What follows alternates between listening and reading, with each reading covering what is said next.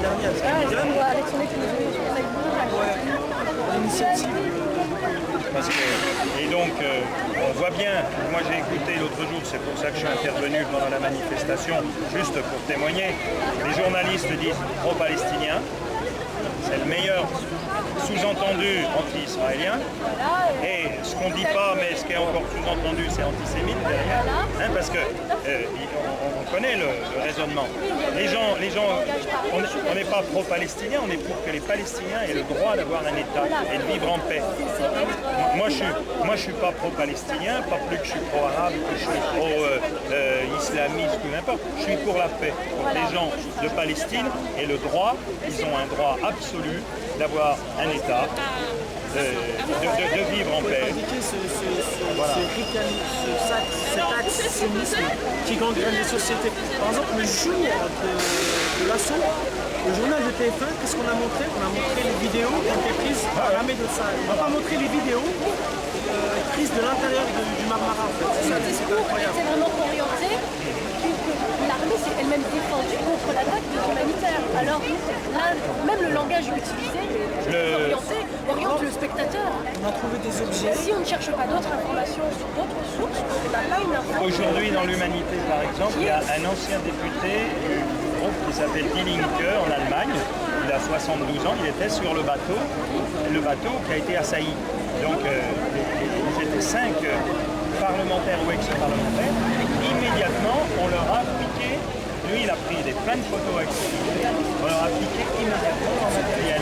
Il a dit, moi j'ai des photos qui montrent qu'ils ont commencé à tirer avant même d'être sur les bateaux. Je n'ai pas encore bien entendu les témoignages des Français qui sont revenus de la France.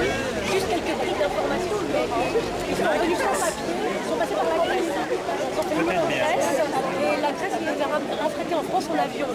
Et c'était sans... Leurs papiers ont été confisqués, leur argent a été confisqué, enfin tout leur... Puis les vexations, secouées. Essayez de... J'imagine que vous aussi, lorsque vous étiez là-bas, vous avez des... Nous moins parce que si vous voulez, on a quand même... protégé en fait, en quelque sorte, on était un petit peu protégé par les policiers. Alors on était d'une certaine façon, c'est aussi pas pour rien qu'on est resté. Il y a deux raisons qui nous ont fait rester sur la bande de Giza, 90 mètres sur 4 mètres 50. Giza, c'est le nom de l'avenue qui mène aux pyramides. Hein, voilà. Et parce que, d'une part, quelque part, on pouvait quand même difficilement nous matraquer sous les yeux de l'ambassadeur de France, enfin du moins, il nous semblait. Et puis c'était pacifique. Et puis d'une autre façon, ça nous permettait aussi de dire que la France avait des responsabilités.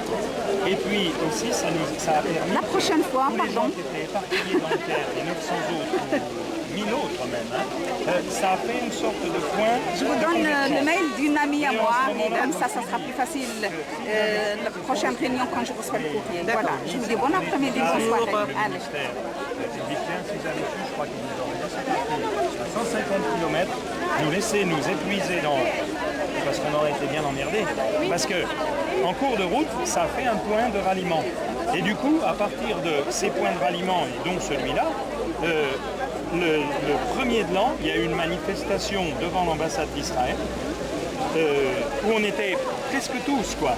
Presque tous. On a pris la police de vitesse pendant quoi 10 minutes.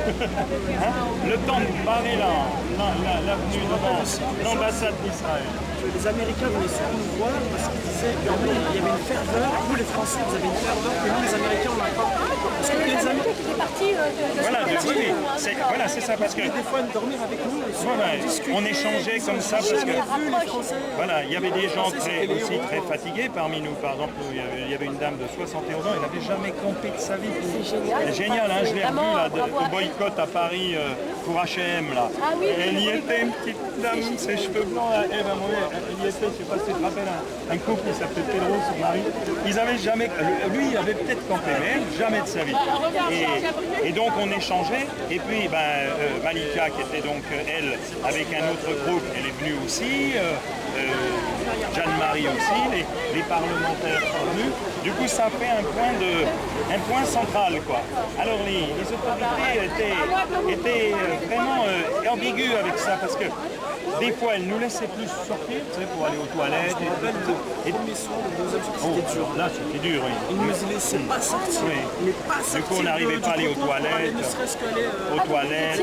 Ah, mais on était, ouais. La main gardée, hein. 90 mètres. Ah, mais 3 cordons de soldats, on poussait la tête. Est-ce qu'ils vous ont demandé vos papiers régulièrement pour vérifier vos identités? Parce que, par exemple, pour le bateau, quand la flottille est arrivée, ils ont donc mis des tentes, les Israéliens, enfin l'armée israélienne, et on fait des prises d'empreintes de toutes les personnes qui étaient sur le bateau, des vérifications assez poussées, hein, vraiment, c'était l'armée, c'était très carré, rigoureux.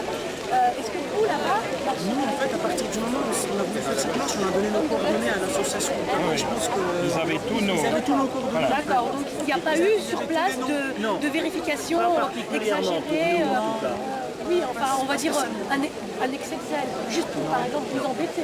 Non. C'est possible. Il y a eu une fois des violences, à la manifestation à laquelle moi j'étais pas. Voilà, tu sais, devant le musée égyptien. Là, il y a eu des violences relativement limitées, mais il y a eu violence quand même. On le voit sur un film, le film de...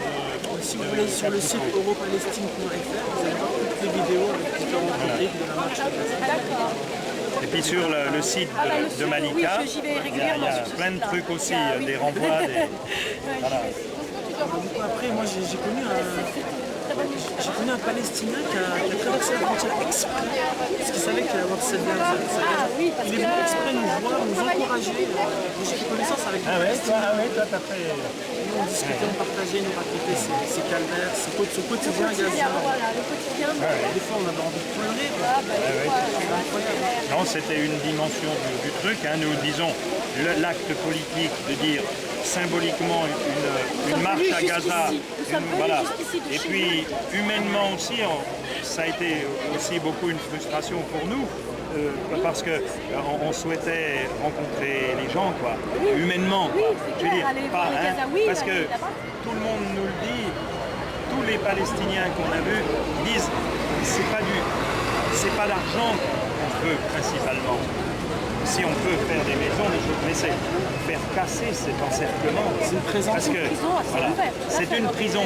Et casser ce cercle de la violence, quoique nous, entre nous, on avait des ballons de foot, on pouvait faire un match de foot, mais vous voyez des trucs anodins en apparence, mais pour d'abord dire, voyez, on vous oublie pas et on n'est pas tout seul.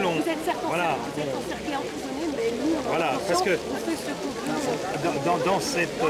dans ce qui se passe à Gaza aujourd'hui, c'est une des dimensions les plus terribles, c'est cette espèce de sensation quoi, d'être enfermé. Puis ils sont enfermés. Puis ils sont enfermés uniquement sur de la violence. Quoi. Essayer de rester un être humain, c'est fondamental. Là. Et c'est justement ce qu'à mon avis, le blocus, c'est ça. C'est le prétexte des roquettes, mais les roquettes, elles font pas. Elles tombent.